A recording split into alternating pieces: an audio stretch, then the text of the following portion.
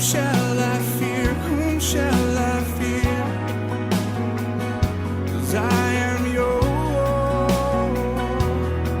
I am yours.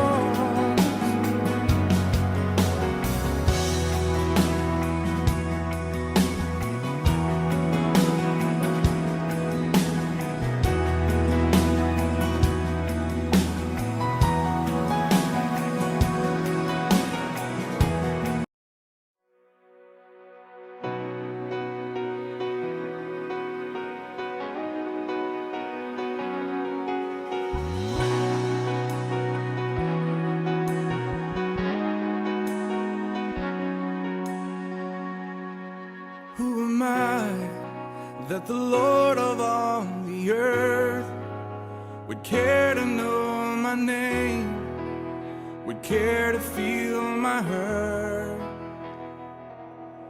Who am I that the bright and morning star would choose to light the way for my ever-wandering heart? Well, not because of who I am, but because of what you've done. Not because of what I've done, but because of who you are. I am a flower quickly fading, here today and gone tomorrow, a wave tossed in the ocean, vapor in the wind. Still you hear me when I'm calling, Lord, you catch me when I'm falling, and you told me who I am. I am yours. I am yours.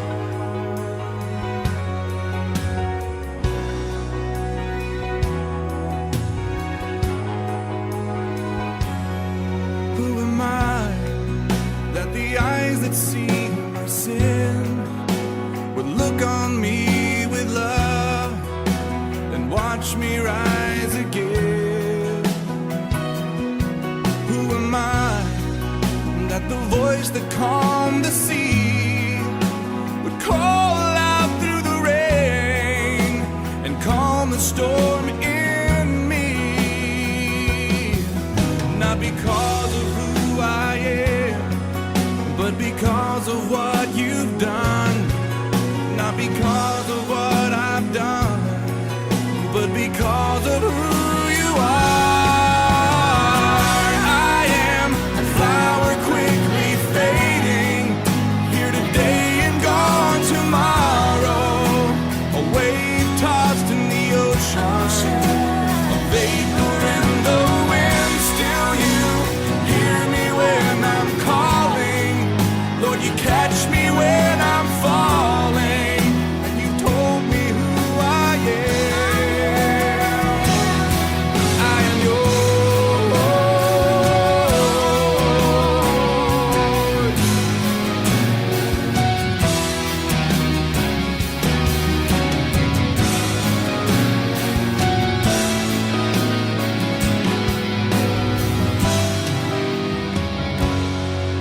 Not because of who I am, but because of what you've done.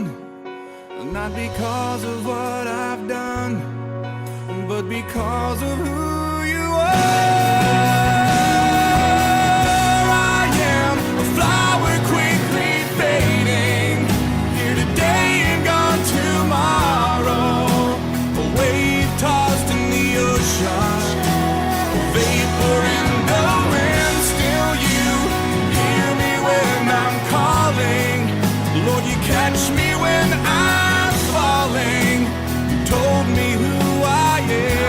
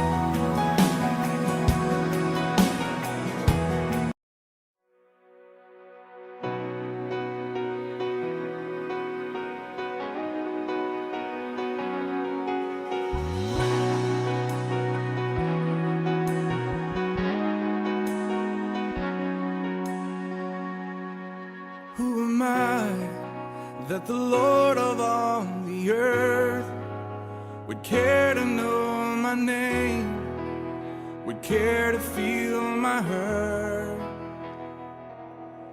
Who am I that the bright and morning star would choose to light the way for my ever-wandering heart?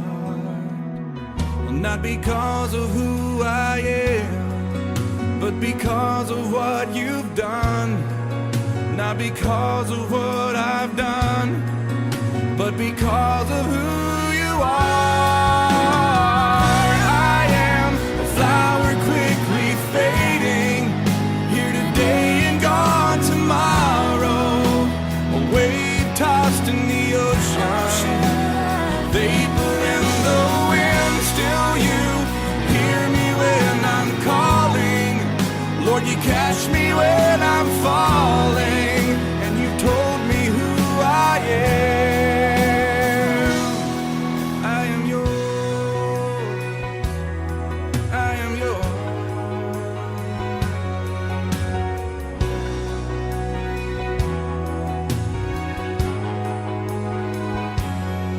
Who am I that the eyes that see my sin would look on me with love and watch me rise again?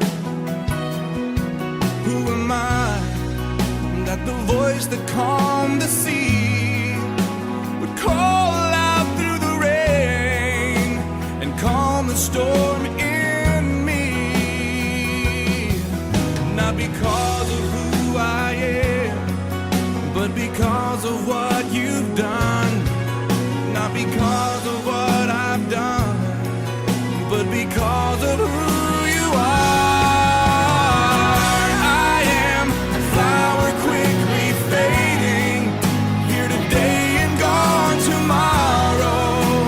A wave tossed in the ocean, a vapor in the wind. Still you hear me when I'm calling. Lord, you catch me when I'm falling. Dismay, fear not the darkness. Jesus is here. He walks beside us. Gracious is He through all our ways. Isang oras na naman po ng ating pag-aaral ng salita ng ating Panginoong Diyos dito po sa nangungunang radio station Action Radio Pangasinan. Ito po ang inyong lingkod, Pastor Michael M. Dulin. Kasama ko po ang aking partner. Ang nagbabalik. Ang nagbabalik. At po si Ryan Ravanzo. Brother Ryan Ravanzo. Ang Amen. iyong kaibigan, nagbabalik ulit na makakasama ni Pastor Michael Dulin. Opo, kasi namimiss ko sir na may kausap eh. Kung pwede lang sana si Kuya Conrad. Kaya lang siya po ang ating nagko-control dito. Yes. Malungkot pala pag mag-isa ka. Yes. Mas masarap. Medyo Alam na- malalim yung salita na, yung sinabi mong malungkot kapag mag-isa. Alaga. Alam niyo po, kanino kasama natin ang Panginoon, pero kailangan may kasama tayo. Amen. Alam niyo po, madali kang gapiin ng kaaway kung nag-iisa ka lamang. Pero kung kasama mo ang Panginoon at kasama mo ang mga mananampalataya na kasama mong naglilingkod sa Panginoong Diyos, hindi ka manghihina o Amen. hindi ka magagapi ng kaaway. Kasi po, pag dalawa kayo, meron pong aalalay sa'yo pag ikaw ay nangihina.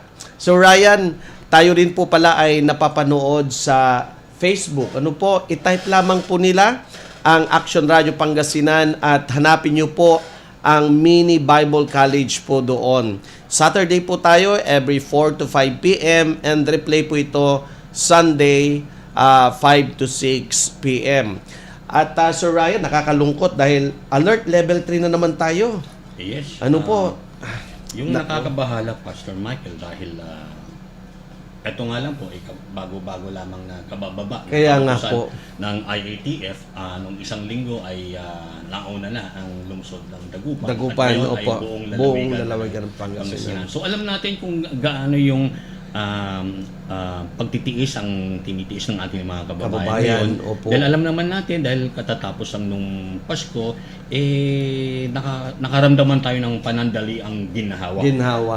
Hindi lang ginhawa, nakabalik sa trabaho sa business. sa mga negosyo, at marami tayong inaasahan sa pagbubukas ng taon dahil ito nga po, yung pagbubukas ng taon, nandun yung pangako na may pagpapatuloy na yung face-to-face sa mga classes. school. Dahil opo. sa totoo lang, Pastor Michael, alam naman natin na iba yung pinagdaanan natin nung Tama, panahon natin. nung bata Oo, tayo, nung ano bata po. tayo, nagkaroon tayo ng talang formal na pag-aaral ng harap-harapan. Opo. Iba yung karanasan natin sa mga nararamdaman ng mga bata ngayon. Amen. Pero sir, meron akong joke sa mga young people na nakakausap ko. Ano ang pagkakahawig ng online class at saka ng face-to-face? Ang sagot po doon, late pa rin. Ay, late pa rin. Online na nga, late pa rin. Late pa rin. Kaya hallelujah. Kaya nga po, sa mga kapatiran po natin, ingat-ingat po. Ito'y paalala po natin sa ating mga kababayan, sa ating mga kapatid, mag-ingat po tayo kung hindi po mahalaga ang ating mga lakad.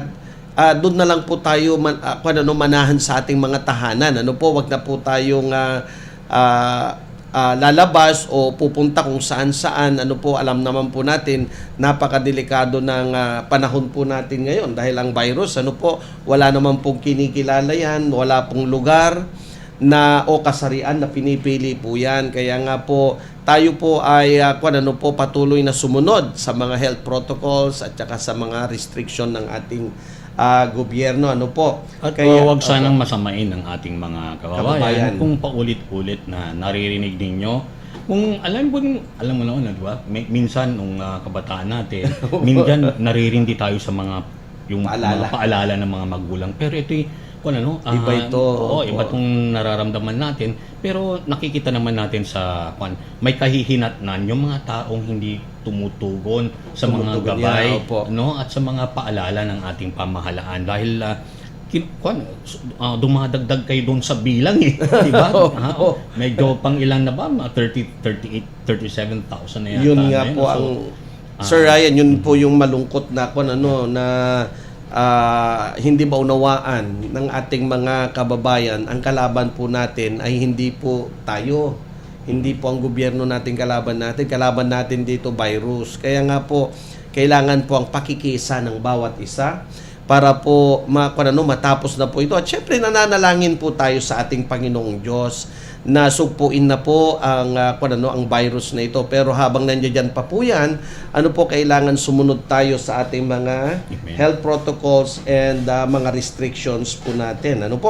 At alam nyo po, announcement po ito sa mga dumadalo ng Sunday service. Sunday na naman sir bukas. Kaya nga po, paalala po sa ating mga magulang, huwag nyo na pong dalahin ang inyong mga anak, wag po kayo magdadala ng mga bata sa ating church.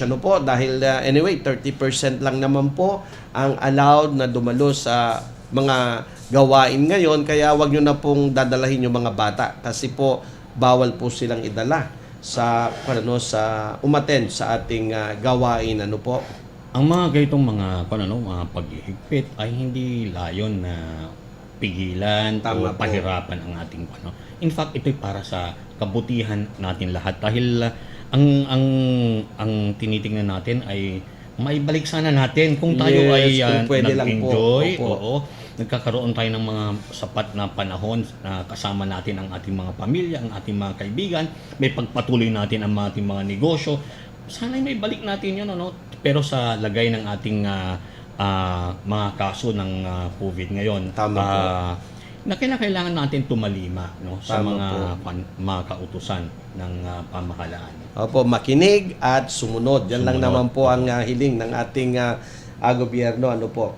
Sir, tayo po ay nagpapasalamat po sa mga sa mga partner po natin na sumusuporta patuloy sa ating programang Mini Bible College at syempre po sa mga programa po ng GSWAP at ng Lingkod. Alam niyo po, kami po ay nagpapasalamat po sa Ministry Training Centers International. Ang base po niyan ay sa sa Virginia, USA. Ngunit meron din po silang opisina sa Alaska, USA. Nagpapasalamat po kami kay Sister Letty and Brother Dave Slotman. Napakalayo nila pero ang puso nila ay nandirito po sa Pilipinas. Ang programa po natin ay hatid sa atin ng International Cooperating Ministry, ang Good Shepherds Welfare Association of the Philippines, ang Life in Christ Jesus International Ministry of Manawag, Pangasinan, ang Ministry Training Centers International, nabanggit ko na po kanina, at ang ating bagong partner, ang Lingkod. Ito po ang bagong partner natin na nagbibigay ng libreng serbisyo sa mga evangelical and full gospel and Christian churches sa Pilipinas. Ito po yung nagko-conduct ng mga free medical mission, free dental mission, feeding program, relief operation, at yung matagal na natin programa, sir, yung anti-drug and anti-vices program, at marami pa pong iba. Napakaganda po yung motto na napag-usapan natin kanina, Sir Ryan, lingkod ng Diyos, lingkod ng bayan, lingkod ng mamamayan. Sabi ng Panginoong Yesus sa Matthew 20 verse 28, naparito ang Panginoong Jesucristo hindi para paglingkuran, kung hindi siya ay maglingkod at ialay ang kanyang sarili sa ikaliligtas ng nakararami. Kaya nga po dapat ito yung ito yung pagkakamali ng maraming church ang hinahanap nila leader. Pero si Jesus Christ mismo sinasabi niya siya ay isang lingkod. Kaya nga po ang lingkod organization po ay nagkakandak po ng mga free medical and dental mission at marami pa pong programa. Imbitahan po natin diyan si Dr. Alfredo C, ang ating kasama. One of these days, sir, ay interviewin din natin siya. At syempre ikaw din dahil 23 years na natin itong pinagsama-samahan, sir. At ngayon po, actually po ang lingkod po ay nagmula yan sa grupo ng Dulugan Bayan. Ito po yung programa na aming pong nilunsad nila Dr. Alfredo C at ni Brother Ryan Rabanzo. That was 23 years ago. Kaya nga po binuhay lang natin, pero itong Dulugan Bayan po ngayon, siya na po yung tumatayo bilang lingkod. Amen. At syempre po sa hapon din pong ito, gusto po namin i-congratulate. Alam mo, sir, nasa Nueva Ecija kami this coming Monday and Tuesday. Talaga? Oo. Anong mangyayari doon, Pastor Michael? Mag-o-open po tayo. I-dedicate po na naman natin ang 2 church building, new construct na church building po. At ito po ay 2 magagandang church building. Kaya nga po, proud tayo na masasabi po natin na parte po tayo sa mga pagtatayo ng mga gawain ng Diyos dito po sa Pilipinas. At kinocongratulate po natin si Pastor Eric Belly, ng Door of Faith, San Leonardo, Nueva Ecija, at si Pastor Melo de la Cruz ng The Church Jesus Christ Buildeth Philippines ng Jaen, Nueva Ecija. So this coming January 17 and 18 po, pupunta kami sa Nueva Ecija para po i-dedicate itong new construct na church building. Kaya nga po, praise the Lord. Lahat po ng papuri, pasasalamat ay sa Panginoong Diyos dahil kung wala po ang Panginoon, hindi po natin kakayanin ito. In the middle of this pandemic, tuloy-tuloy pa rin po ang mga pagtatayo ng mga church building, mga gawain ng Panginoon. Nalam po natin, ito yung kailangan natin sa panahon po ng pandemya. Ang inaasahan po natin ay mga gawain ng Panginoon para manalangin at alam niyo po, palakasin ang ating mga pananampalataya, magbahagi ng kabutihan at kapangyarihan ng Panginoong Diyos sa mga lugar na itatayo po ang ating mga churches na ito.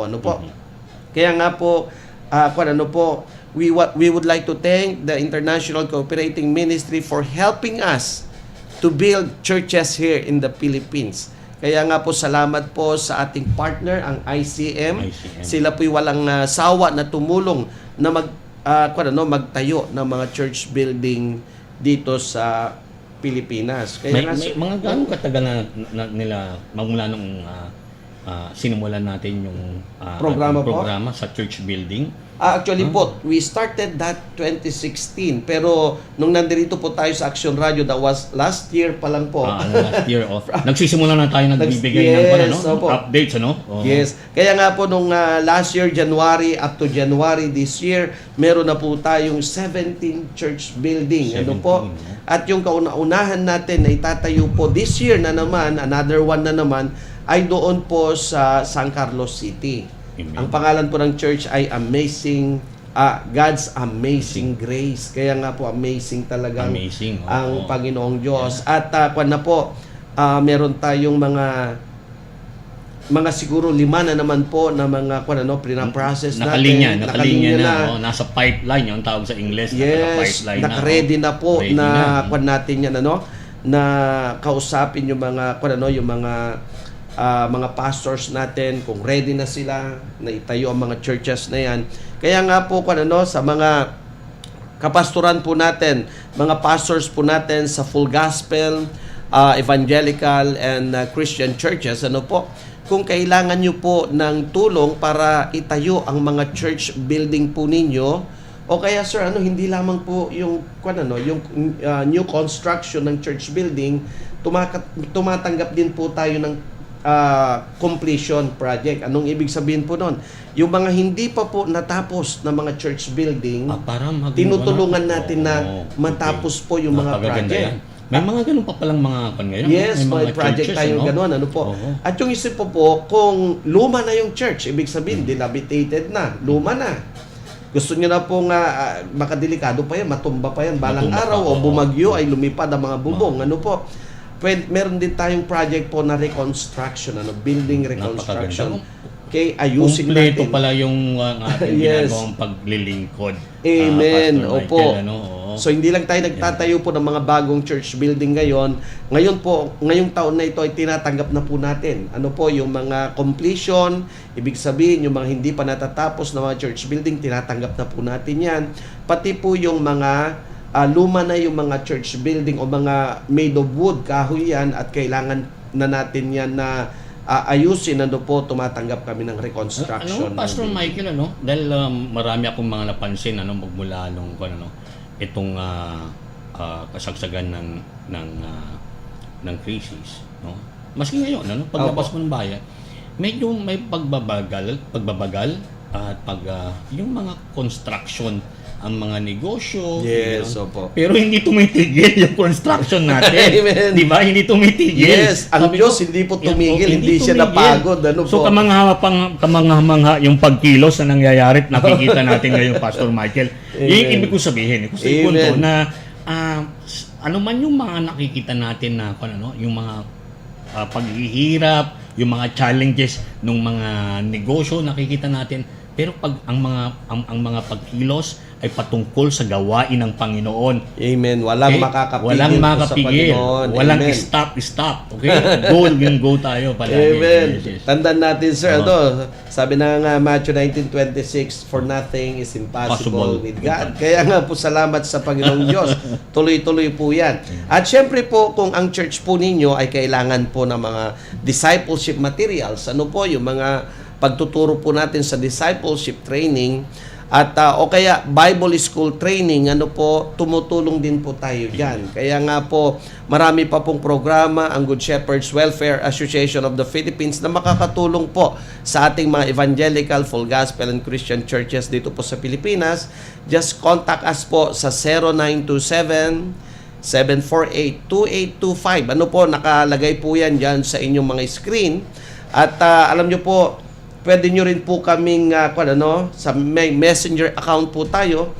Ang messenger account po natin ay Lingkod Phil. Lingkod Phil ay ito po yung messenger account natin, at meron po tayong email address, ang GSWAP Secretariat @gmail.com, at ang isa pa po nating email address ay lingkodphil@gmail.com. Kaya nga po, kung kayo po ay interesado sa ating mga mga programa po na makakatulong po syempre sa ating mga churches, as long as you are evangelical churches or full gospel Christian churches, wag po kayong magdalawang isip dahil ang Panginoon, sabi niya po, pag nagdadalawang isip, asahan mong hindi mo na matatanggap yung iyong pinapanalangin. Dahil ang gusto ng Panginoon, pag nanampalataya po tayo, walang pagdadalawang isip. Walang Amen. duda. Walang duda. Tayo po'y maniwala na kaya yan ng Panginoong Diyos. At gusto rin natin, sir, may gusto ka bang pasalamatan, sir? Ako, ang dami ko palaging pinapasalamatan dahil ito yung mga nagpre-pray sa atin. Ano po? Alam nyo po, sa panahon na ito, talagang kailangan natin ng panalangin. Kaya marami po ang nadidisappoint, nadidiscourage dahil pinagsabihan na nila lahat ng tao, kinausap na nila lahat ng tao, pero hindi pa nila nakausap ang Panginoong Diyos. Amen. Amen. Kaya nga po sabi ng Yan, Panginoon, call to me and I will answer you and show you great and mighty things you do not know. Marami po tayong hindi alam ngayon. Uncertain lahat ng bagay. Pero alam nyo po, pag nanalangin ka, naroroon ang kasagutan ng Panginoong Diyos. At alam ko po, ang aking partner, yan po ay resulta ng pananalangin sa Panginoong Diyos. Kaya, pagdating sa pananalangin, si Sir Ryan, marami yan ibabahagi na mga sinagot ng Panginoong Diyos na panalangin. Hallelujah. Amen, amen. Kaya sa mga nananalangin po sa amin, sa mga nagmamahal at sumusuporta sa gawain ng Panginoong Diyos, sa Good Shepherds Welfare Association of the Philippines, kami po'y nagpapasalamat. At gusto ko rin pong ituloy ang aming pasasalamat kay Sister Leticia and Brother Davis Lotman ng Alaska, USA, kay Reverend Salvador and Reverend Teresita Casaol ng Praise and Worship Fellowship ng Nevada, USA. Ganon din kay Pastor Fred and Sister Margie Vertusio ng Freedom Church, Virginia, USA. Ganon din po, siyempre, kakwentuhan mo sa Oregon, si Mami Meli. Si Mami Meli, oo, yes. Malaking bagay na nakausap ko dahil alam mo, nandun ka sa Amerika, magandang lugar yung Amen. pero pagka nandun ka sa Amerika at ang naabutan kong panahon ay taglamig. Madalas ay nasa loob ako ng bahay, alam mo. So, ang mga oras na, napapalipas ko pagka ako'y may nakausap na mga kaibigan at mapalad ako dahil madalas na regular caller ko. Si And Mami pag nag-uusap Meli. kami nakikikwento ni Mami Meli lahat ng mga pagsubok ang pinagdaanan niya. Marami akong natutunan. Alam mo, marami ka nang naikwento dito. Pero iba pala yung pakiramdam kapag siya mismo yung nagkwento. Yes, Ayan, so, kanya nakapunong-puno ng inspirasyon sa kanyang mga sa kanyang mga pinagdaanan at kanyang mga paninindigan sa buhay. Tama at po. At gaano kalaki ang kanyang pananampalataya sa Diyos, kung paano siya naitawid ang kasaysayan, mga pinagdaanan niyo sa Tama pamilya. po, tama Ako'y mapalad na nagkaroon ako ng mga oras na siya'y nakausap. Hindi lang minsan, dalawa, makailang beses, at napakahaba ang aming mga pag-uusap. Kaya kung binabanggit ko kasi iniisip ko sino yung gusto mong pasalamatan, pinasasalamatan ko si Mami Meli. Napakahalaga. Parang butil ng these are all precious times na well spent.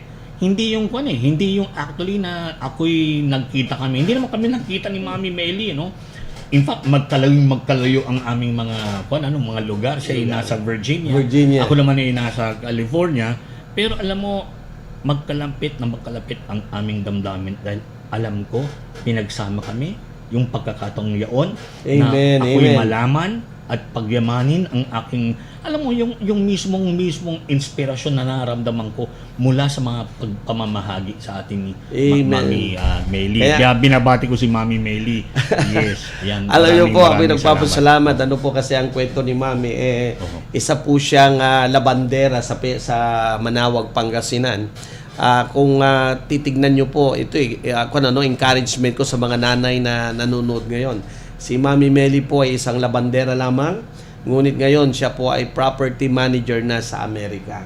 Kaya nga po kung ikaw ay nananalangin at nananampalataya sa Panginoong Diyos at nagtitiwala sa Panginoong Diyos, malayo ang mararating mo. Kaya nagpapasalamat po tayo kay Mami Meli. I hope na makapasyal na naman siya dito sa Pilipinas. Sana makasama natin siya ulit, personal na maipamahagi niya, Alam mo yung pagbibigay niya ng sharing, sa akin. Talagang is one of the most memorable moments I have in the US. Hindi kami nagkita, Sa telepono na lang kami nag-usap kanya sana'y magkaroon din ng pagkakataon ang Yes. ibang tao na marinig siya muli. Makita siya dito marinig siya personally. Dito po, pag dumating po siya sa Pilipinas, naku po, hindi namin pakakawalan ni Sir Ryan. Yes. Paupuin natin dito sa ating, sa ating programa. At syempre po, nagpapasalamat din tayo kay, kay Mami Auring Mangunon ng California, USA, kay Nanay Marcy Fetero ng United Kingdom, ang Sounds of True Worship ng Manawag, Pangasinan, ang Ligjim Mothers and Online Bible Study Group headed by Sister Odessa Pacaol.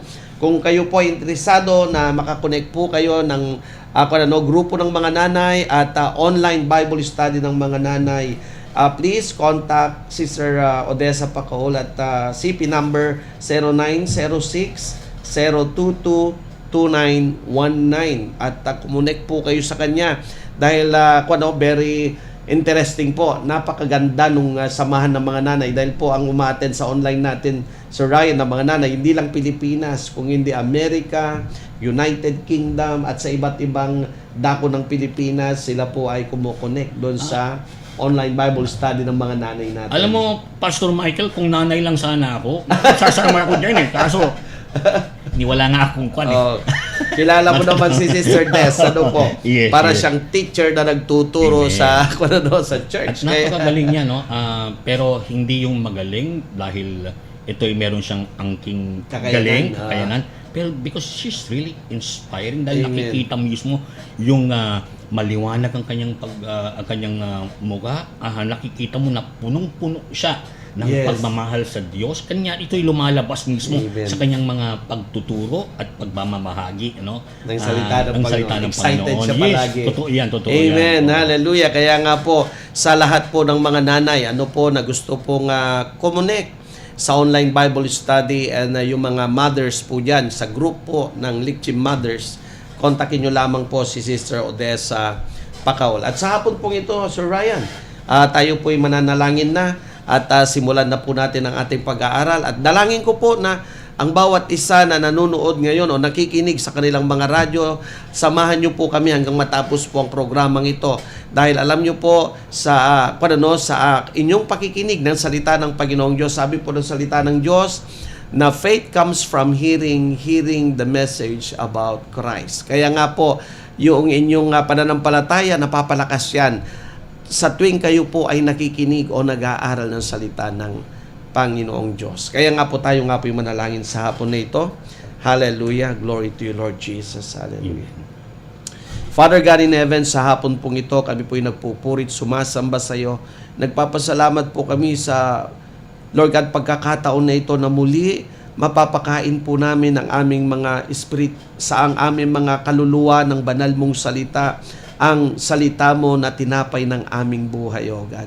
Dalangin ko nga po ng banal mong Espiritu Santo'y gabayan ang bawat isa na makikinig at manunood ng pag-aaral na ito. Dalangin ko nga po, Panginoon, na sa bawat salita mo na kanilang mapapakinggan, ito'y maitanim sa kanilang mga puso at isipan, O God. At Lord, dalangin ko nga po, anuman ang kanilang mga katanungan at pangangailangan sa kanilang mga buhay, sa hapon na ito, katagpuin mo po sila, Panginoon. Maraming salamat po at ibinibigay po namin lahat ng papuri, pasasalamat at pagsamba sa aming Panginoong Jesus. Amen and amen.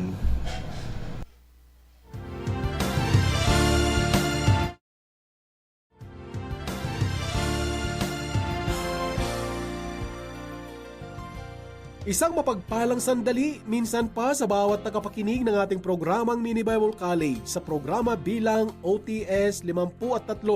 Alam ko na bawat isa sa atin ay naghahangad ng pagpapala ng Diyos sa buhay. Ngunit kung magmamasid tayo sa paligid, tila iilan lamang ang nakikinabang sa pagpapala ng Panginoon. Dahil riyan ang mensahe sa araw na ito ay tiyak na mahalagang malaman. Gamit ito ay tuturo sa atin ng Diyos kung paano niya tayo mapagpapala at kung paano tayo magiging mabuting impluensya sa ating lipunan. Kaya't narito po ang ating tagapagturo para malaman natin yan. Mula sa Mini Bible College, atin ang pakinggan ang mga turo ni Pastor Dick Woodward. Sa saling Tagalog na ihatid sa atin ni Pastor John Halley.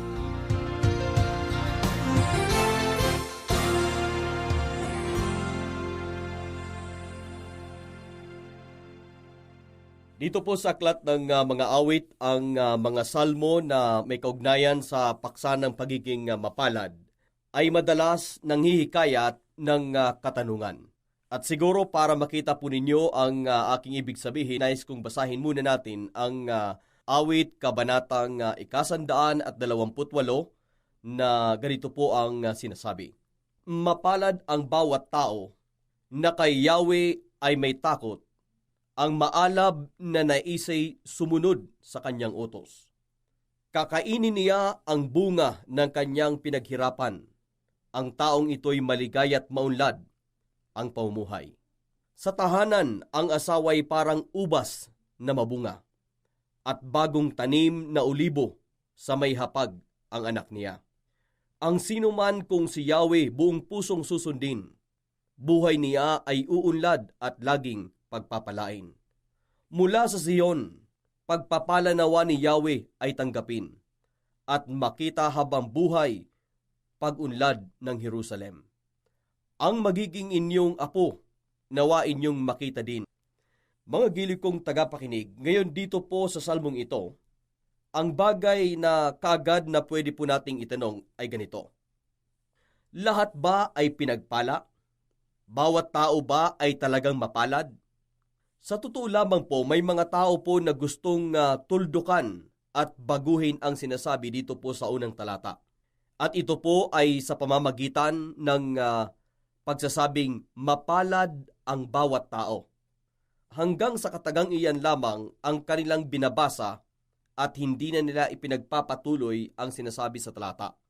Sapagkat kung gagawin nila ay makikita po nila na ang kaukulan ng talata ay hindi po patungkol sa kanila. Alam po ninyo, mahalagang maunawaan po natin ang mensahe ng awit na ito sapagkat ito po ay isa ring salmo na naghahayag kung sino nga ba ang tunay na mapalad o pinagpala. At sa ating ngang patuloy na pag-aaral sa mga salmo na nagtuturo kung ano ang ibig sabihin ng pagiging mapalad, nais kong pagmuni-munihan natin ang ilang mahalagang katanungan. Alam po ninyo, ang pagkakaroon po ng tanong ay hindi po masama kapag tayo po ay nag-aaral ng Biblia. Mayroon pong nagsabi na yung mga taong hindi nagtatanong tungkol sa Biblia ay yung mga taong hindi nag-aaral nito. Kaya nga sa pag-aaral po ng Biblia, huwag po kayong matakot na magtanong kung tapat naman ang inyong katanungan. Sapagkat bahagi po ito ng pag-aaral. Halimbawa na lang sa aklat po ng Job, marahil nung nabasa po ninyo ang aklat na ito ay nagkaroon kayo ng malaking katanungan tungkol sa diwa ng pagpapala ng Diyos. Ito po ay dahil sa aklat ng Job, maliwanag na itinuturo po sa atin na hindi laging pinagpapala ng Diyos ang matuwid na tao, dahilan sa sila ay mabuti.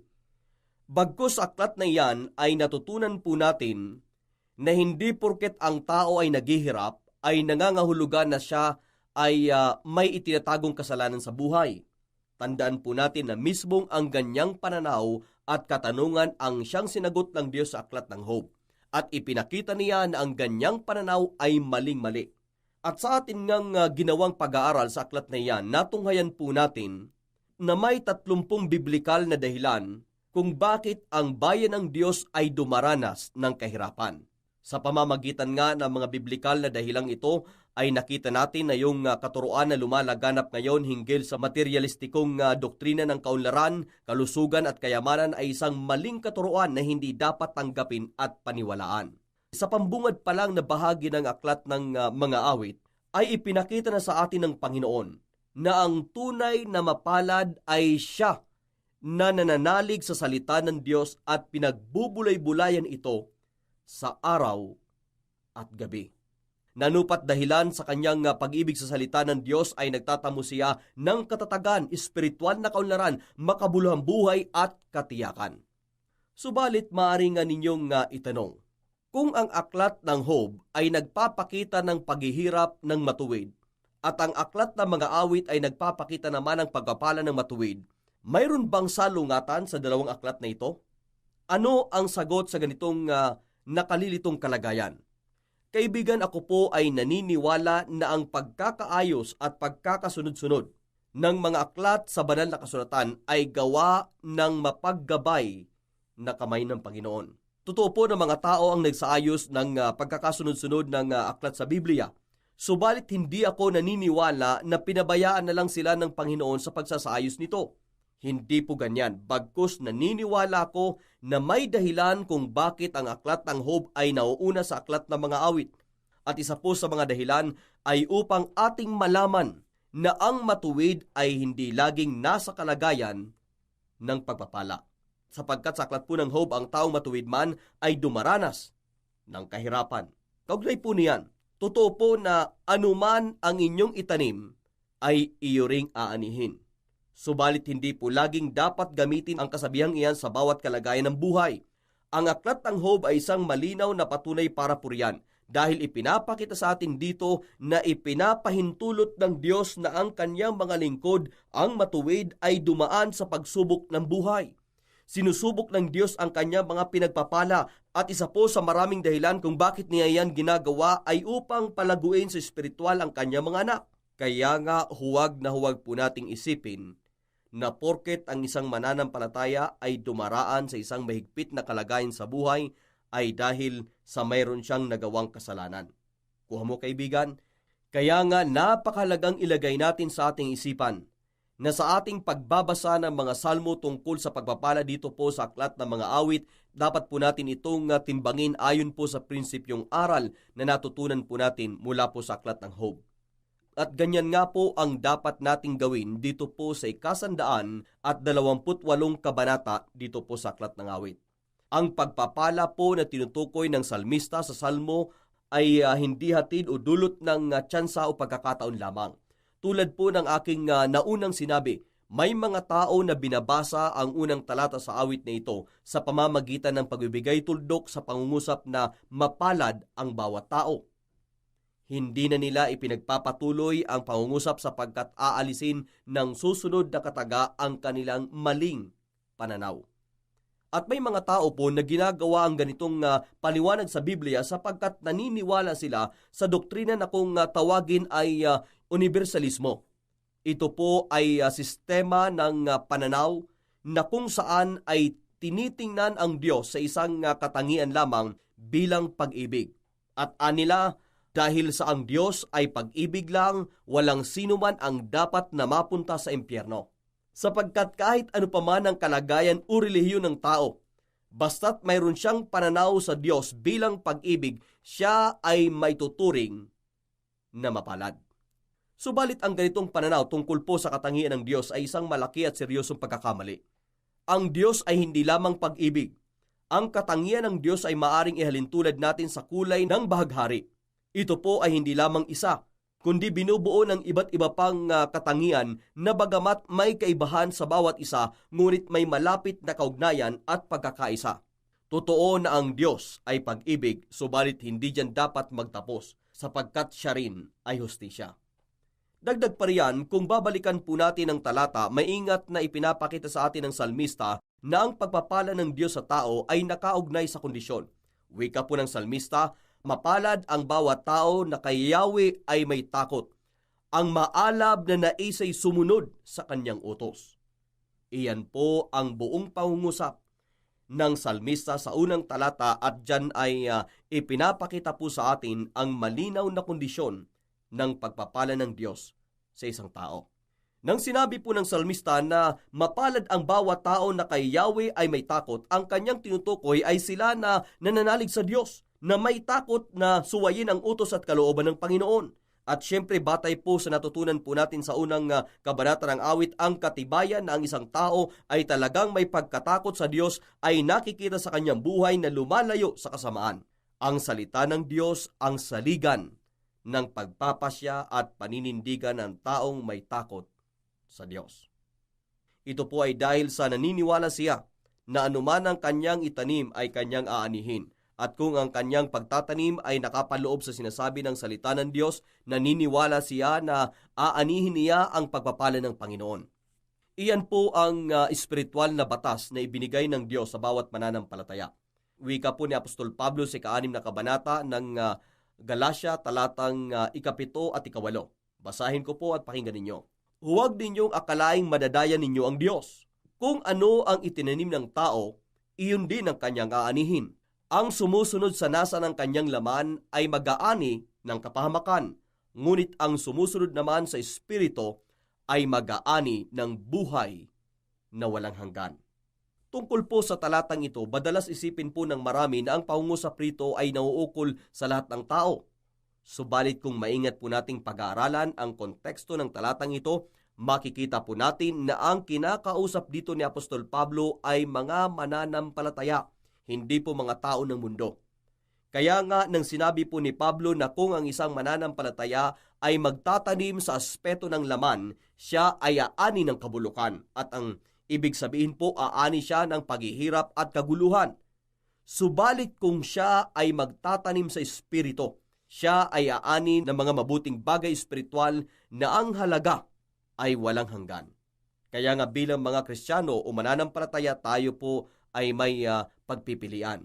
Ang magtanim sa laman o ang magtanim sa espiritu. Nasa atin po ang pagpapasya. Ngunit maliban pa riyan, kung pag-aaralan mo ng mabuti ang salmong ito, makikita mo na mayroong impluwensyang hatid ang pagpapala ng matuwid sa kanyang paligid. Sa mga naunang salmo na ating pinag-aralan, mapapansin po ninyo na ang pagpapala ay nakatuon lamang sa buhay ng matuwid. Subalit dito po sa 128 kabanata nito Aklat ng Awit, ang pagpapala ng matuwid ay may sinasakop na impluwensya na siyang ginagamit ng Diyos upang abutin ang sanlibutan. Nagtuturo ito na ang pagpapala ng Panginoon sa taong matuwid ay may plano. At tungkol po sa usapin ng pagpaplano, may mga taong nag-aakala na sila ay espiritual na kapag sinasabi nilang ilalagay nila ang Diyos sa kanilang mga plano. Ngunit kaibigan, ang ganyang pananaw ay mali. Sapagkat ang totoo, ikaw ang dapat na maglagay sa plano ng Diyos. Sinasabi po ni Apostol Pablo na pinapakilos ng Diyos ang lahat ng bagay para sa ikabubuti ng mga taong umiibig sa Kanya at tinawag ayon sa Kanyang panukala. Sa madali pong salita, nais ng Panginoon na tayo ay malagay sa Kanyang plano. At gamit nga ang prinsipyong ating natutunan sa Aklat po ng Job, dapat po nating pakatandaan na sa pagtanggap ng pagpapala ng Diyos, dapat po nating itanong sa Panginoon, Panginoon, paano po kayo maluluwalhati ng pagpapala na ibinigay mo sa akin? Iyan po ang dapat na maging katanungan natin. Dapat po nating ilayo ang ating puso at isipan sa pananaw na ang pagpapala ng Diyos ay dapat na gamitin sa pansariling kasiyahan. Ang pagpapala ng Panginoon ay hindi lamang para sa iyo, kundi maging para sa Kanyang dakilang plano na abutin ang sanlibutan. At iyan po ang isa ring mensahe na nais ihatid sa atin ng 128 kabanata ng awit. Ngayon ito pa, ang Diyos ay naghahanap ng mga taong magtitiwala at lalakad ng ayon sa Kanyang kalooban. Kay sarap pong isipin na pinagpapala ng Panginoon ang ganyang uri ng mga tao. At dito nga sa 128 kabanata ng awit, ipinapakita po sa atin na ang pagpapala ng Diyos sa taong nagtitiwala sa Kanya ay nahahayag din sa buhay ng mga taong may relasyon sa Kanya. Halimbawa po ay ito. Kapansin-pansin na ang asawa ng taong matuwid ay ikinumpara ng salmista sa ubas na mamunga. Ito po ay napakahalagang larawan na nangangahulugan ng kalagayan at tungkulin ng asawang babae ay pinagpapala ng Diyos. At hindi lang po yan. Ang kanilang mga anak ay sinasabing magiging bagong tanim na ulibo na sumasagisag po sa mabunga at malagong kalagayan. At matapos yan, wika pa ng salmista, ang kanilang pamilya ay magiging mabuting impluensya sa Zion, na sa kultura po ng mga Hudyo ay sagisag ng relihiyosong lupain na sa bagong tipan ay tinatawag na iglesia o simbahan o lupon na mga tinawag ng Diyos. Ngunit hindi po sa simbahan nagtatapos ang kanilang impluensya, sapagkat ayon mismo sa salmista, ang pamilyang may takot sa Diyos na pinangungunahan ng taong matuwid ay nagiging mabuting impluensya sa lungsod ng Jerusalem na sagisag naman ng lupain, ng bayan at maging ng sanlibutan. Kita mo kaibigan, Iyan ang pamamaraan at plano ng Diyos sa pagpapala na kanyang iginagawad sa taong matuwid. Maaari po ninyong ikagulat ang sasabihin kong ito. Subalit ako po ay naniniwala na ang pangunahing kilo sa pamamaraan ng Diyos upang abutin ang sanlibutan ay hindi sa pamamagitan ng simbahan, kundi sa pamamagitan ng pamilya. Mahalaga po ang pamilya sa paningin ng Diyos. At siguro para higit nating maintindihan ang prinsipyong ito, hayaan po ninyong tingnan natin sa negatibong paraan ang salmong ito. Ganito po ang ibig kong sabihin. Isipin po ninyo ito. Kapag nagkalat sa ating lipunan ang kasamaan, na ang mga bagay-bagay ay wala sa kayusan at kapayapaan, saan ka unang pupunta upang hanapin ang ugat ng pagkakamali at kasamaan? Anong lugar ang una mong pupuntahan? Kung babasahin mo ang 128 kabanata ng awit, ang unang ugat ng kamalian, kaguluhan at kasamaan sa lipunan ay nag-uugat po sa loob ng tahanan. Dito po nagsisimula ang lahat. Dito po nakasalalay ang tagumpay at kabiguan ng isang bayan. At kung sisiyasatin mo ng mabuti ang tahanan, ang ugat sa tahanan ay ang lalaki, ang ama ng tahanan. Kaya't sa totoo lang, lubhang napakahalaga ang prinsipyo sa awit na ito sapagkat ipinapakita po sa atin ng Diyos na kung nais niyang impluwensyahan ang isang barangay, lipunan o ang bayan, sila ay nagsisimula sa lalaki sa loob ng tahanan. Siya po ay nagsisimula sa haligi ng tahanan. At kapag ang haligi nga ng tahanan ay naglagak ng kanyang pagtitiwala at pagpapahalaga sa Diyos at sa kanyang salita, ang taong iyan ay kanyang pinagpapala maging ang kanyang asawa, ang kanyang mga anak, at anumang kalagayan o lugar na kanyang ginagalawan. Kaya nga taglay ang katotohanan ito, dito po natin mauunawaan kung bakit sinasabi po ng Panginoong Hesus sa kanyang mga alagad na sila ay magiging mga mangingisda ng tao, mamamalakayan ng tao. At syempre, naniniwala ako na ang kanyang pangunahing tinutukoy sa tungkulin at misyong iyan ay nakaturo sa mga lalaki ng tahanan. Alam po ninyo bilang pastor, ito po ang aking napansin sa ministeryo.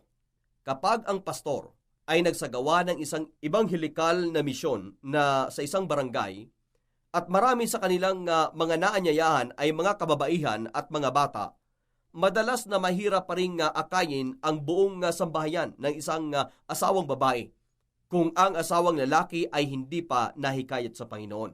Totoo na maaaring ang asawang lalaki ay maakay sa Panginoon sa pamamagitan po ng asawang babae o ng kanilang mga anak. Subalit madalas na ito ay nangangailangan ng maraming taon bago mangyari. Gayunmay napansin ko na kapag ang lalaki ng tahanan ang iyong unang naakay kay Kristo, kaagad na ang buong tahanan ay iyong maihahatid sa Panginoon. At siguro ito po ang dahilan kung bakit nais ng Panginoon na tayo bilang mangingisda ng kaluluwa, mahalagang unahin po natin ang mga lalaki ng tahanan at lipunan. Sapagkat sa kanila unang inihahatid ng Diyos ang kanyang pagpapala na dumadaloy patungo sa kanilang mga asawa, mga anak, at maging sa kanilang lipunang kinalalagyan. Kaya nga kaibigan, ito po ang aking hamon sa inyo. Lalo't higit kung ikaw ay isang haligi ng tahanan. Ikaw ba ay lalaki o babae na maaaring pagpalain ng Diyos? Na pwede niyang gamitin upang abutin ng ibang tao? Kung hindi pa, ito ang tanong ko sa iyo. Nais mo bang mapabilang sa mga pinagpala ng Diyos? Nais mo bang gamitin ka ng Diyos na pagpapalain ang iba? Kaibigan, kung positibo ang sagot mo sa bagay na ito, nais kong basahin mo ang unang kabanata ng awit sapagkat doon ay makikita mo ang mga kondisyon kung paano mo makakamit ang pagpapala ng Panginoon.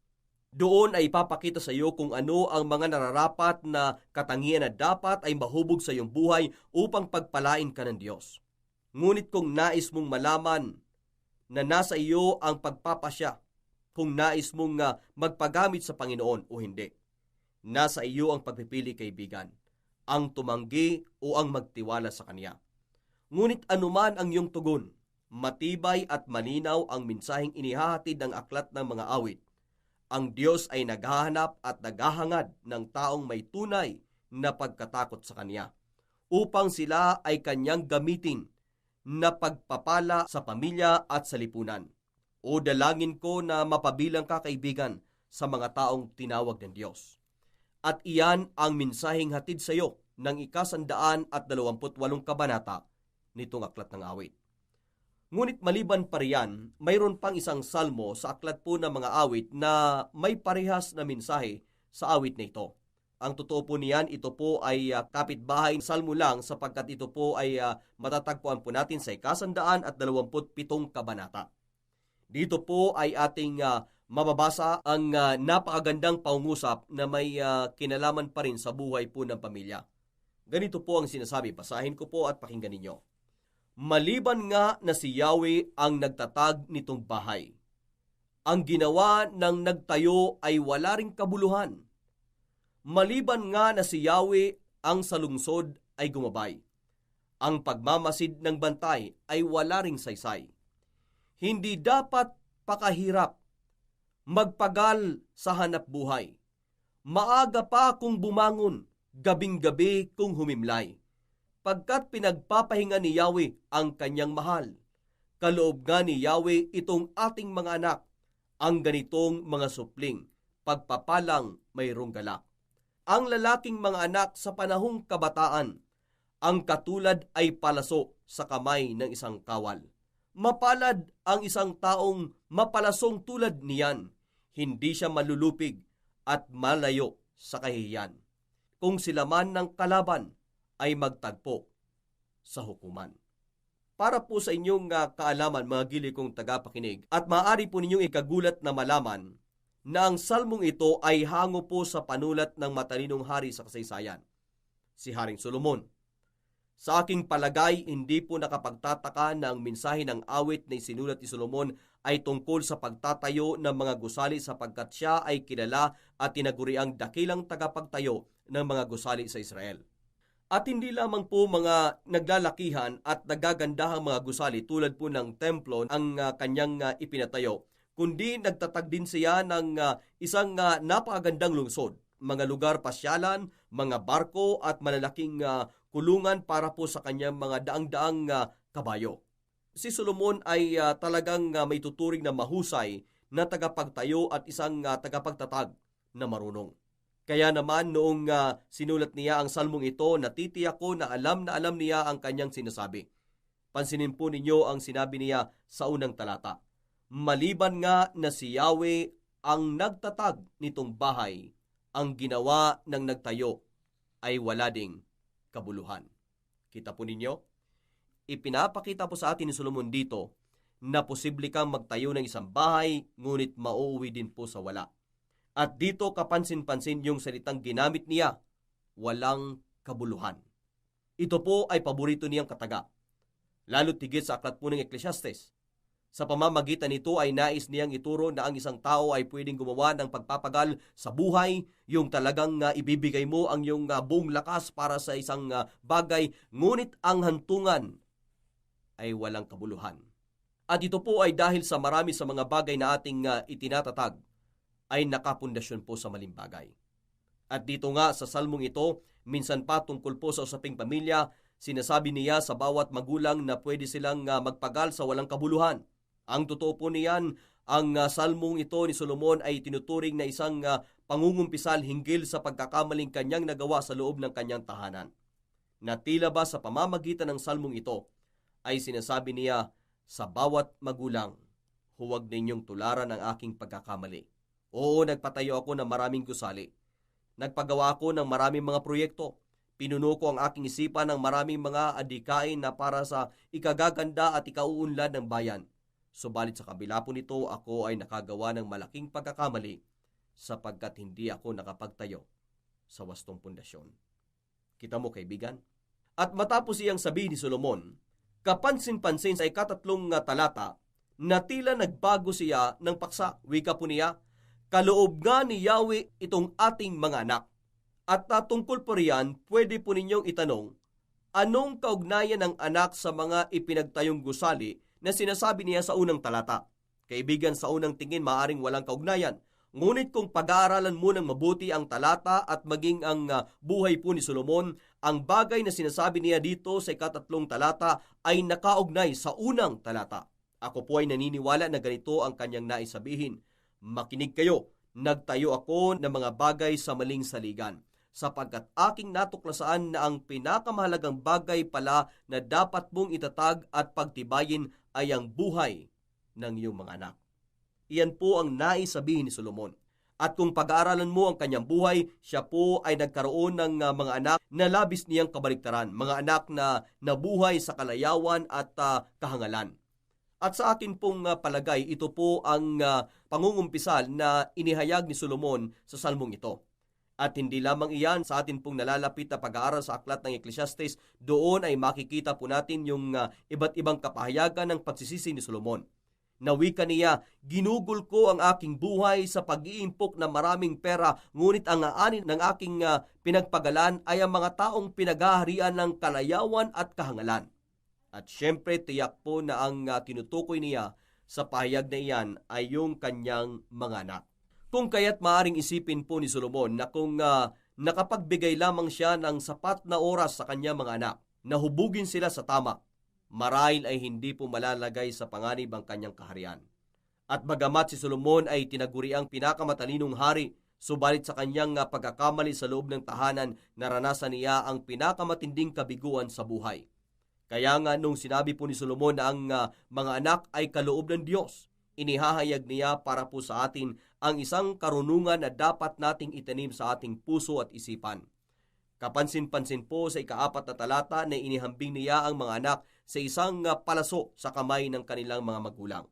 At syempre alam po natin na yung lakas at patutunguhan ng palaso ay nakadepende sa lakas at patutunguhan na bigay ng busog, na walang iba kundi ang mga magulang. Kaya kaibigan, kung ikaw ay isang magulang, nakadepende sa iyo ang lakas na tataglayin at maging ang daan na pupuntahan ng iyong anak. Kung kaya't huwag mong maliitin at baliwalain ang iyong tungkulin at pagkalinga sa kanila. Ngayon ito pa, mayroon pa akong bagay na nais kong pag-isipan po ninyo. Kung sakali kayo ang dyablo at nalalaman ninyo ang mga katotohanan ito, na ang mga magulang pala ang siyang pangunahing tagapaghubog ng lakas at direksyon ng mga kabataan sa ating lipunan, ano po ang gagawin ninyo? Kung ikaw ang nasa katayuan ng demonyo at alam mo na ang paraan ng Diyos upang bumuo ng maayos na lipunan ay sa pamamagitan ng paghubog ng mabubuting tahanan, ano ang gagawin mo? Siyempre, tiyak na gagawin mo ang lahat ng paraan na makakaya mo upang sirain ang pamilya, na hindi mo hahayaan na bawat ama at ina ng tahanan ay magiging mabuting impluwensya sa kanilang mga anak. Hindi po ba? At kaibigan, ganyan nga ang ginagawa ni Satanas sa panahong ito. Alam ni Satanas ang mabisang aral na itinuturo sa atin ng awit 127 at maging ng awit 128. Alam niya na mga salmong ito ay punong-puno ng mga kapangyarihang prinsipyo na hindi lamang babago ng tahanan, kundi maging ng lipunan. Minsan papakatandaan po natin ang sinabi ni Solomon, maliban nga na si Yahweh ang nagtatag nitong bahay, ang ginawa ng nagtayo ay wala ding kabuluhan. May mga bagay po sa buhay na ito na tanging Diyos lamang ang makapagtatatag. Maaring ikaw ay isang mahusay na tagapagplano o kaya'y isang masigasig na tao, ngunit kaibigan, may mga bagay po na hindi kayang gawin anuman ang taglay mong katalinuhan at kakayahan. Halimbawa na lamang po, narinig mo na ba ang katuruan sa Biblia tungkol po sa muling pagsilang kaya ay bagong nilalang? Iyan po ay hindi kailanman mapangyayari ng sinumang tao sa ganang sarili niya. Iyan po ay gawain lamang ng Diyos na kanyang ginagawa sa puso ng tao. At kung sakaling ikaw ay isang magulang, alam mo bang sa ganang sarili mo ay wala kang kakayahan na baguhin ang puso ng iyong mga anak upang sila ay magkaroon ng relasyon sa Panginoon? Hindi mo magagawa na lagyan ang kanilang puso ng pananampalataya. Ang pananampalataya po kasi wika ng Biblia ay regalo o kaloob ng Diyos. Tanging siya lamang ang makapagkakaloob nito sa buhay ng tao. At sa ganyang kadahilanan, nais sabihin po ni Solomon sa talatang ito, maliban nga na si Yahweh ang nagtatag nitong bahay, ang ginawa ng nagtayo ay wala ding kabuluhan. At tungkol po dito ay naalala ko tuloy yung sinabi po ng isang mga ngaral hinggil sa kanyang natutunang prinsipyo sa buhay. Wika po niya, sa ganang sarili ako'y wala, ngunit ang Diyos laging mayroon.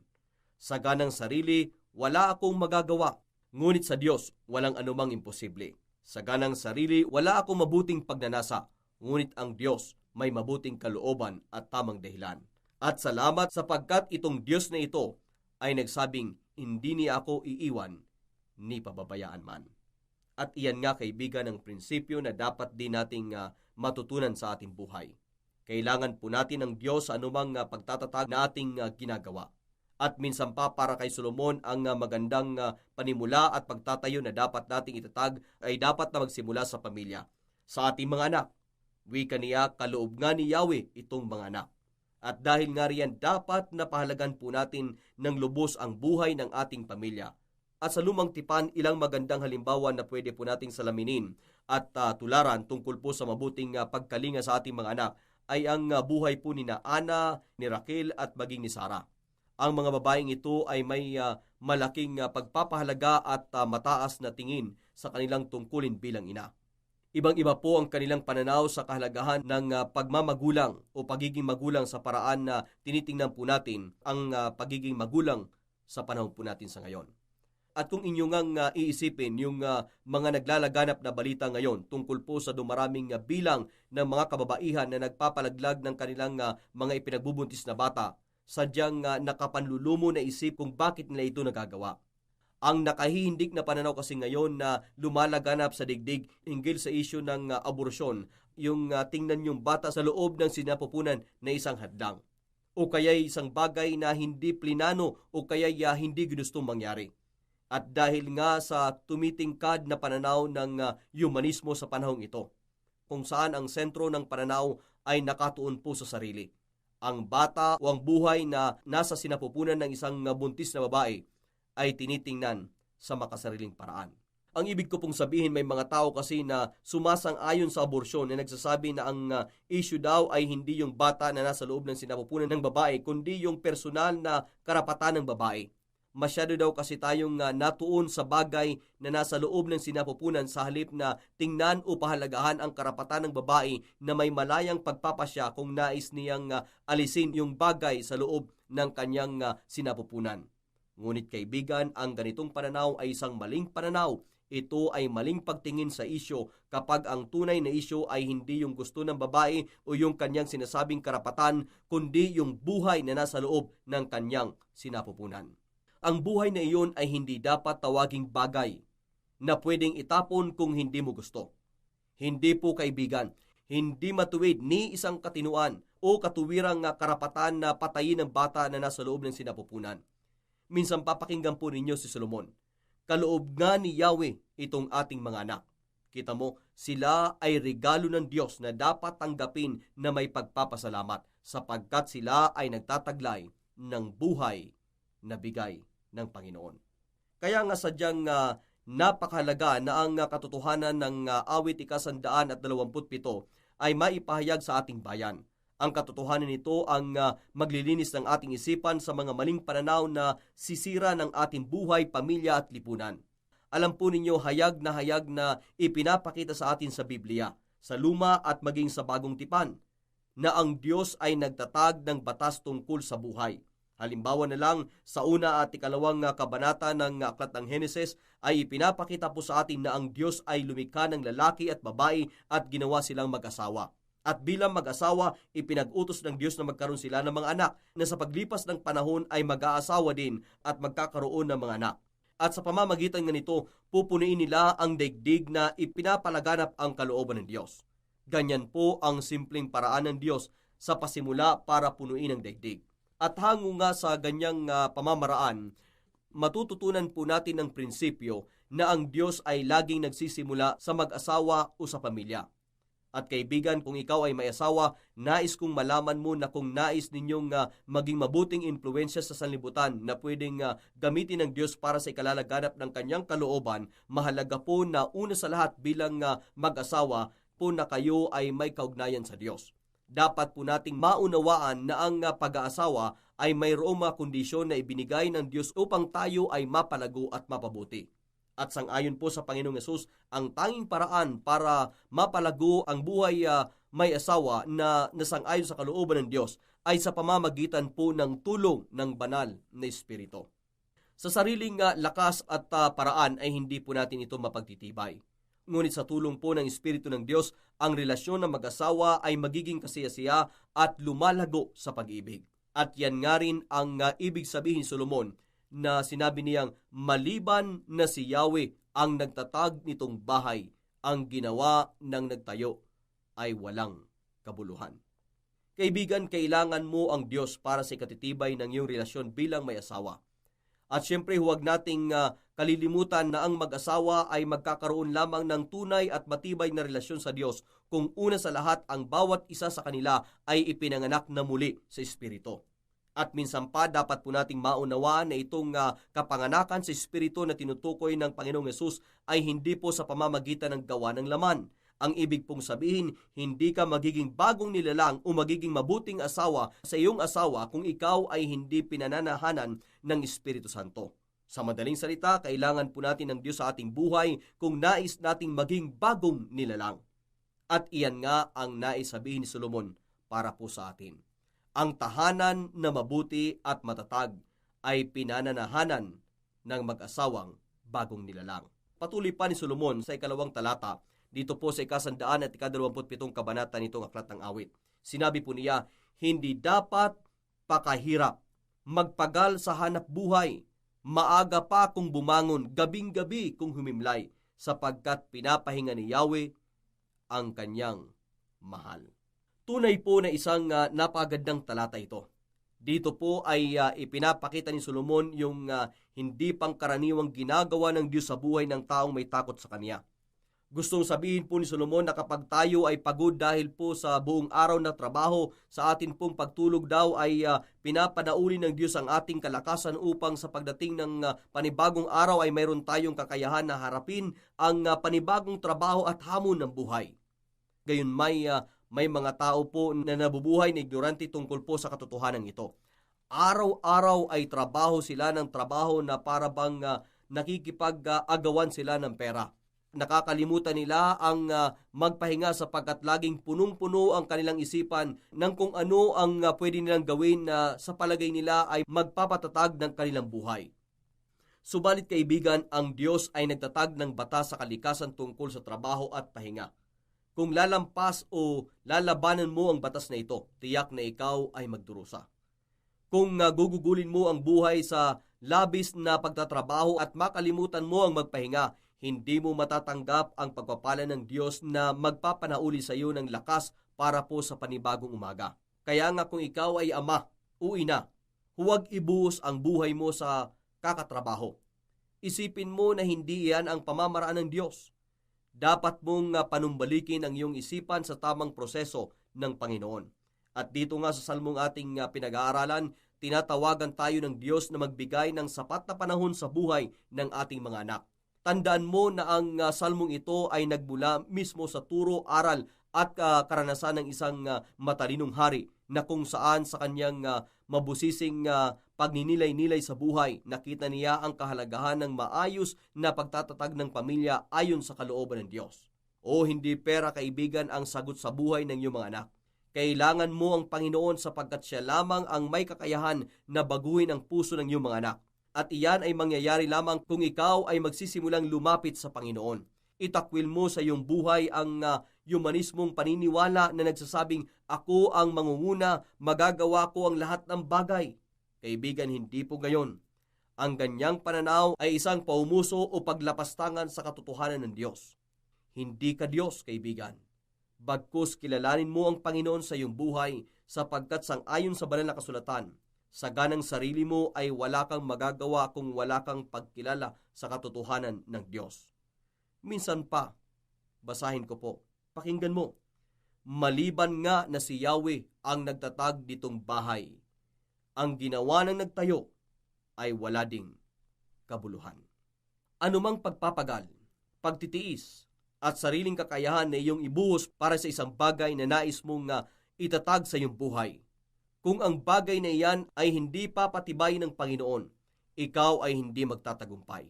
At maraming bagay sa buhay ng tao na hindi naman talaga gustong itatag ng Panginoon, sapagkat sa punot dulo ang mga ito ay bunsod lamang ng pansariling adhikain ng tao na magtataas sa kanyang sarili. At minsan pa nga may mga bagay na ginagawa ang tao na sa panlabas na anyo ay tila mabuti, ngunit hindi naman kalooban ng Diyos. Halimbawa po sa Bagong Tipan, kung inyo pong matandaan yung sinabi ng Panginoong Yesus na may mga tao daw na lalapit sa Kanya sa mga huling araw at sasabihin sa Kanya na marami daw sila mga ginawang kahangahangang bagay para sa Kanyang pangalan.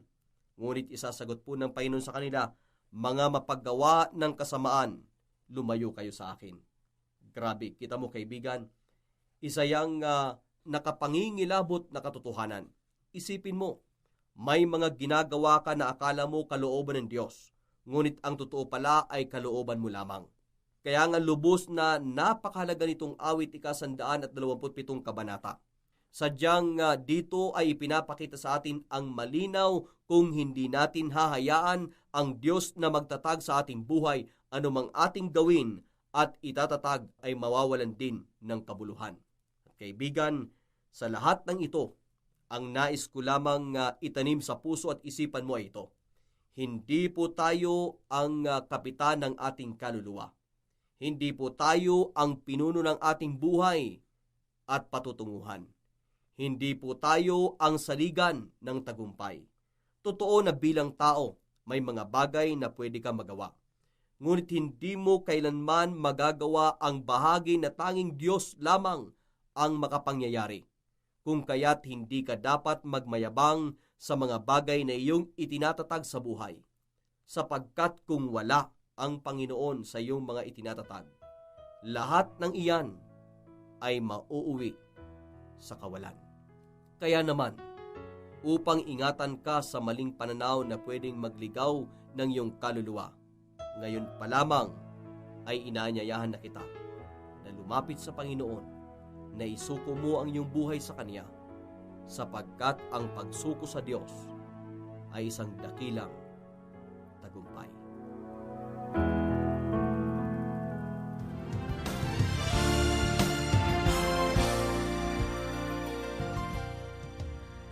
Dalangin namin kaibigan ng mensahe sa araw na ito ay nagatid sa iyo sa pagtitiwala sa Panginoon.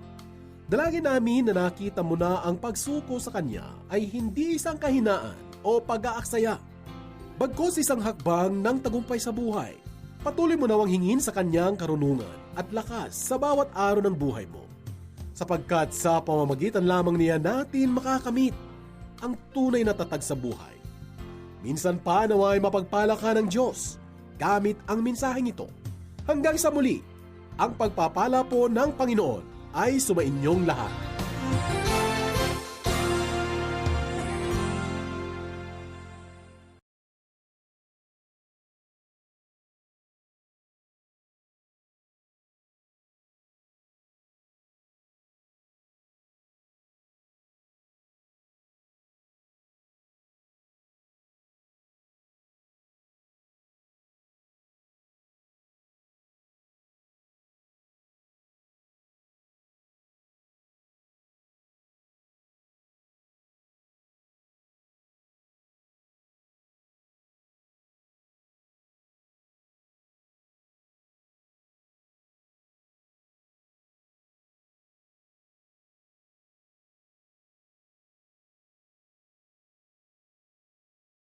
Sapagkat pinapahinga ni Yahweh ang Kanyang mahal.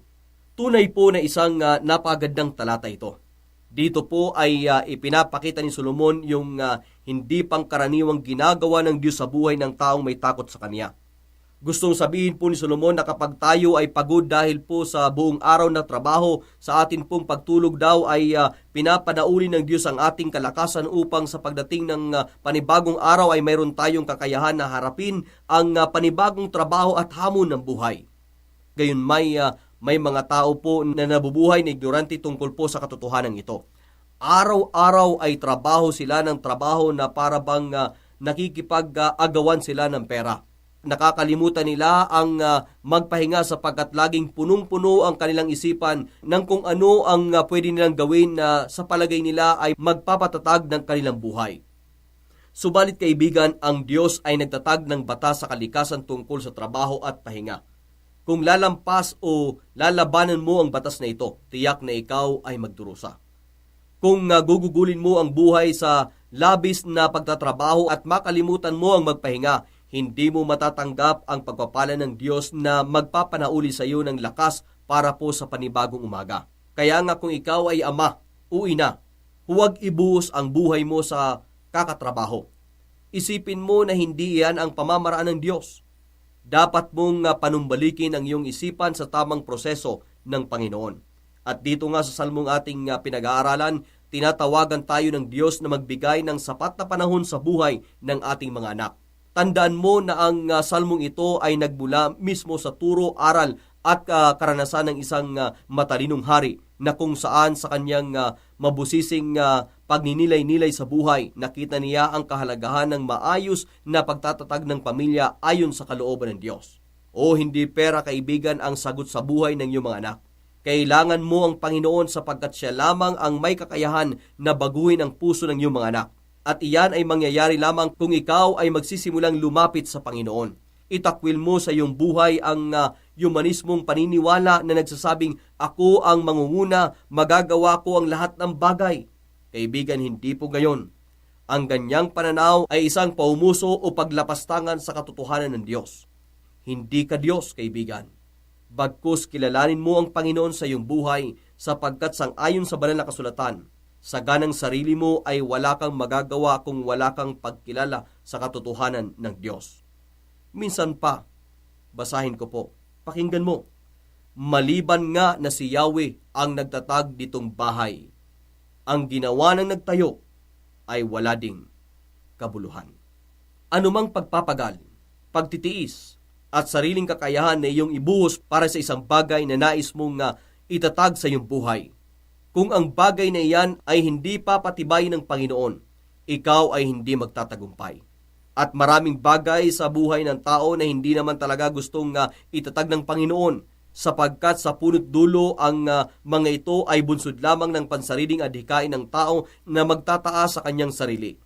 At minsan pa nga may mga bagay na ginagawa ang tao na sa panlabas na anyo ay tila mabuti, ngunit hindi naman kalooban ng Diyos.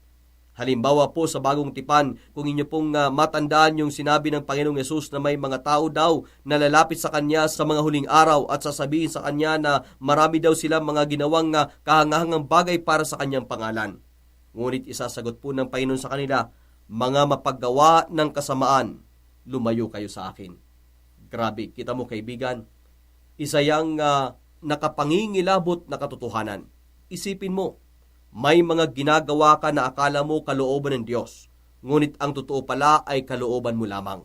Kaya nga lubos na napakahalaga nitong awit 127 kabanata. Sadyang dito ay ipinapakita sa atin ang malinaw kung hindi natin hahayaan ang Diyos na magtatag sa ating buhay, anumang ating gawin at itatatag ay mawawalan din ng kabuluhan. At kaibigan, sa lahat ng ito, ang nais ko lamang itanim sa puso at isipan mo ay ito. Hindi po tayo ang kapitan ng ating kaluluwa. Hindi po tayo ang pinuno ng ating buhay at patutunguhan. Hindi po tayo ang saligan ng tagumpay. Totoo na bilang tao, may mga bagay na pwede ka magawa. Ngunit hindi mo kailanman magagawa ang bahagi na tanging Diyos lamang ang makapangyayari. Kung kaya't hindi ka dapat magmayabang sa mga bagay na iyong itinatatag sa buhay, sapagkat kung wala ang Panginoon sa iyong mga itinatatag, lahat ng iyan ay mauuwi sa kawalan. Kaya naman, upang ingatan ka sa maling pananaw na pwedeng magligaw ng iyong kaluluwa, ngayon pa lamang ay inaanyayahan na kita na lumapit sa Panginoon, na isuko mo ang iyong buhay sa Kanya, sapagkat ang pagsuko sa Diyos ay isang dakilang tagumpay.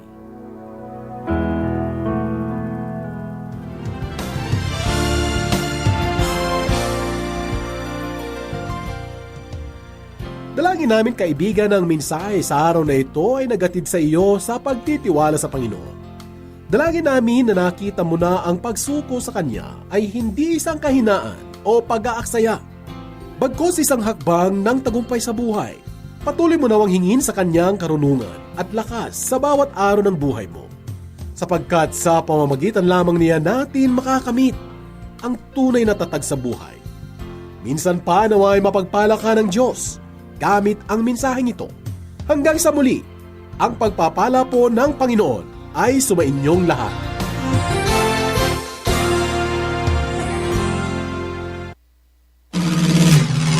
Manila Broadcasting Company. Manila Broadcasting Company. Sa Dagupan City, kayo ay nakikinig sa Tunog ng Bayan, Aksyon Radio. Aksyon Radio. 1161. 1161. Ang Tunog ng Bayan ang nangunguna sa balita, Aksyon Radio. issue at komentaryo, Aksyon Radio. musika at showbiz, Aksyon Radio. at sa serbisyo publiko. Aksyon Radio. Ang tunog ng bayan. Ang nangunguna, Ang tunog ng bayan. Aksyon Radio. Aksyon Radio. 1161. 1161.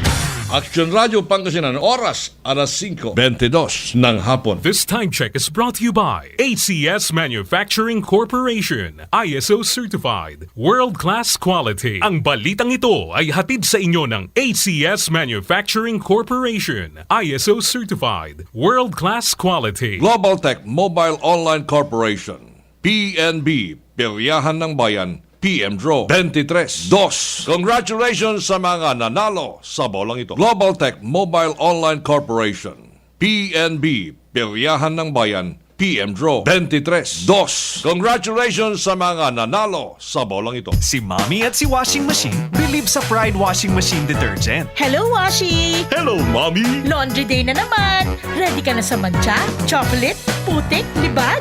Kaya yan ng Pride Washing Machine Detergent. May triple stain-away formula. Tanggal ang makapit, malikit, at malupit na dumit mancha. Easy ang labada.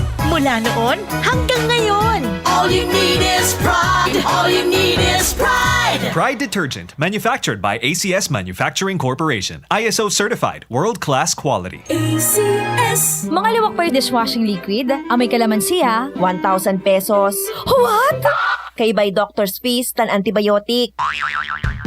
Misis, no kalamansiya dishwashing liquid so anapan mo, dapat smart ka.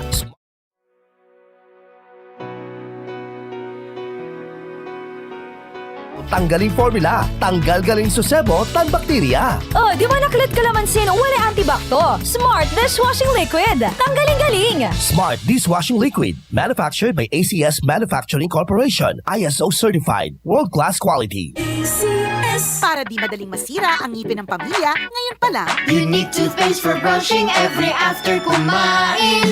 Dahil ang unique toothpaste, may Max Protect formula.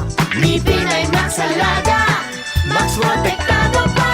Helps stop cavities even before they start, while keeping breath fresh with regular use. Unique toothpaste for brushing para siguraduhin ngipin ay Max Alaga. Max Protektado pa. Unique. Max Alaga, Max Protectado with unique toothpaste maximum fluoride protection. Manufactured by ACS Manufacturing. ISO certified, world-class quality. ACS. Ang tubig ay buhay. Pangalagaan natin ito. Panatilihing malinis at maayos ang daloy nito. Ang mensaheng yan hatid sa inyo ng Binmalay Water District. Kung meron man kayong alam na mga illegal na koneksyon o mga tumatagas na tubig mula sa kanilang tubo, ipagbigay alam sa kanilang tanggapan. Sa Luna Street, Poblasyon, Binmalay, Pangasinan, sa likuran lamang ng Municipal Public Auditorium o itawag sa telepono 540-0054 o 540-0058. Binmalay Water District. Let's learn mancha from A to Z. A. Abo. B. Butter. C. Choco. D. Dio. E. Egg. F. Food. G. Grasa. Champion Supra Power Detergent with X-Stain Technology. From A to Z, ang manchang matatanggal. Sulit pa sa bulsa. C. Zipon. Hoy! Akin na ang wrapper at box ng ACS products nyo, ha?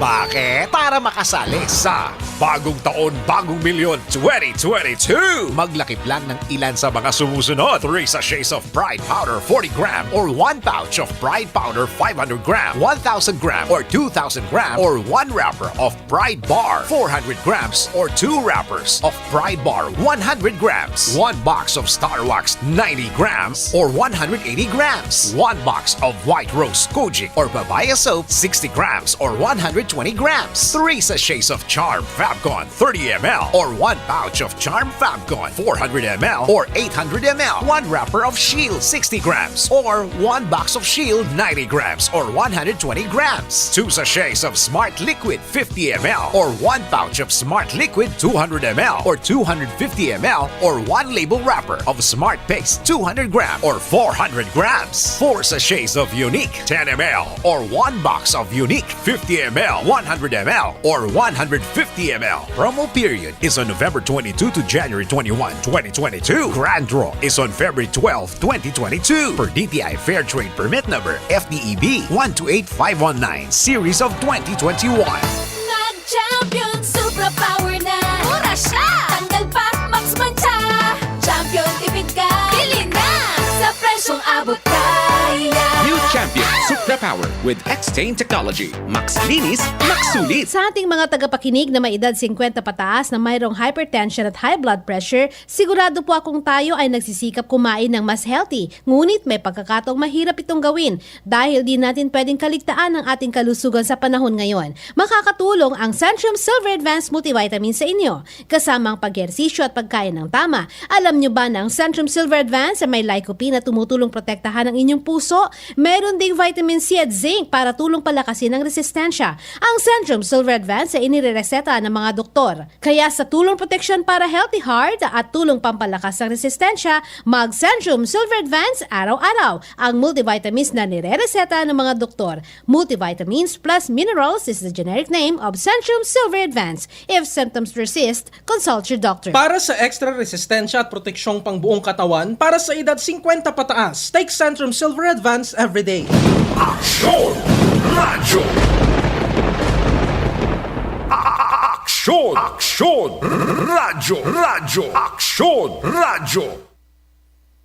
Hallelujah! Maraming salamat po sa muli ninyong pagsubaybay sa atin pong programang Mini Bible College, ang pag-aaral ng salita ng Diyos dito po sa radyo. Dito po sa nangungunang radio station, Action Radio Pangasinan. At paalala lang po ulit sa mga dadalo po ng gawain. Alam po natin, Sir Ryan, Sunday bukas. Yes, At kahit na po pandemya, wag pa rin natin kakalimutan ang Matthew 6:33. Nang sabi po niya, seek ye first the kingdom of God and His righteousness, and all these things shall be added unto you. Kaya nga po, unahin po natin na saliksikin ang kalooban po ng Panginoong Diyos. Dapat po, priority natin ng Panginoong Diyos. Pero sa kabila po nito, paalala po, huwag tayong magdadala ng mga bata sa pagdalo po natin sa gawain ng Panginoong Diyos. At syempre po, ingat-ingat palagi. Kung hindi po mahalaga, huwag na po tayong lumabas sa ating mga tahanan. Sir Ryan. Ganun din, kasama kita sa pagpapaalala sa ating mga kababayan.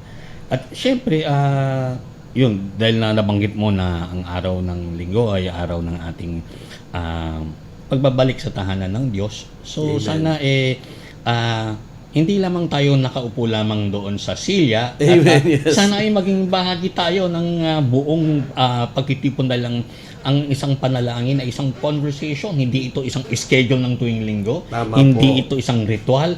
Ito Amen. ay pakikipag-usap sa Panginoon. Ang sabi ko nga sa mga kaibigan ko, ang panalangin ay isang pamumuhay.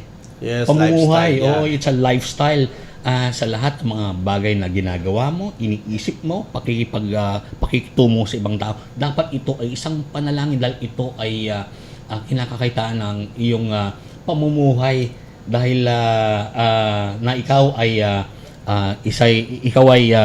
anak na ng Diyos. At Amen. dapat kinakakitaan ka, dapat dinadakila ang Panginoon pag nakikita nila na ikaw ay nagbago na, no? So Praise the Lord. sa Yes. lahat ng bagay dapat nakikita maayos ang iyong pakikitungo, maayos ang iyong pamumuhay, maayos ang iyong pananalita, Yes, ang maayos relasyon sa lahat, natin sa at ibang relasyon mga sa tao. ibang tao. Oo.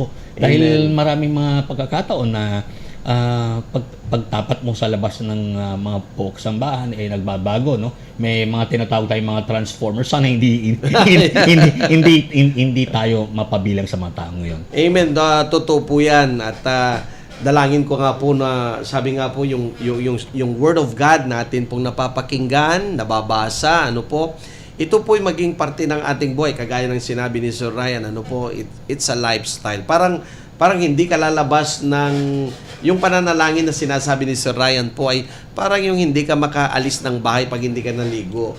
Amen. Hindi Amen. ka hindi ka makalabas ng tahanan ninyo kung hindi ka nagbihis ng maayos, di po ba? So ganun din po pag nasanay ka na talaga na makipag-usap sa Panginoong Diyos. Hindi ka makaalis ng tahanan kung hindi ka makalabas ng tahanan mo kung hindi ka nananalangin.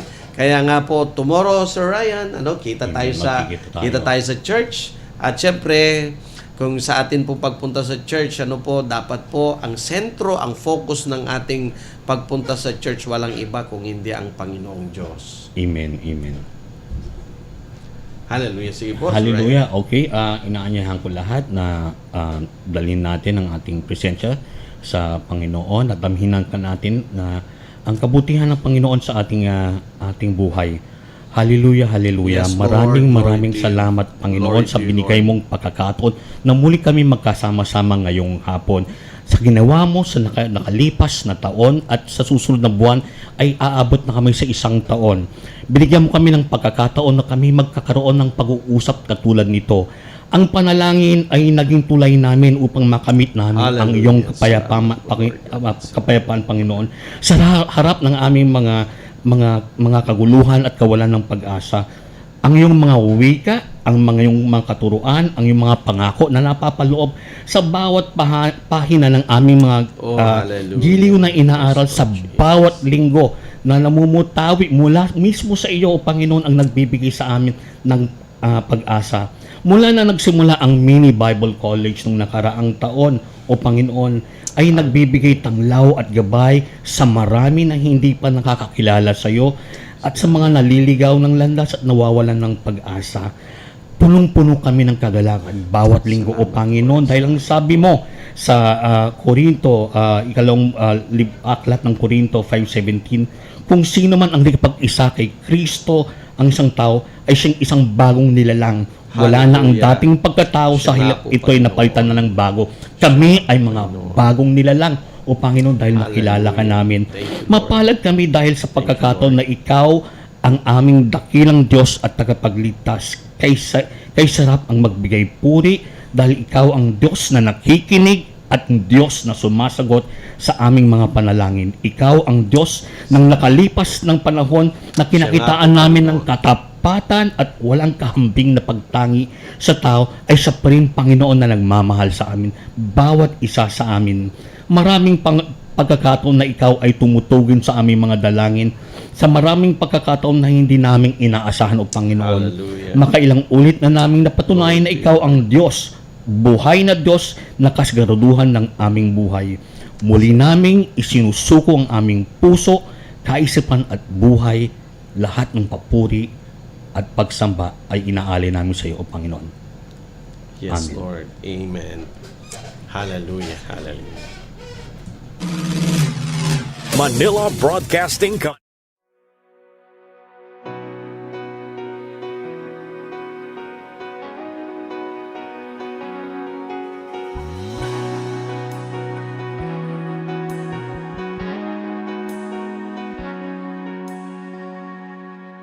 Who am I that the Lord of all the earth would care to know my name, would care to feel my hurt?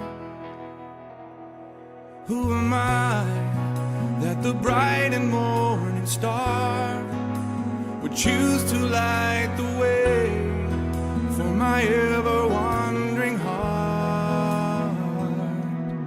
Well, not because of who I am, but because of what you've done. Not not because of what I've done.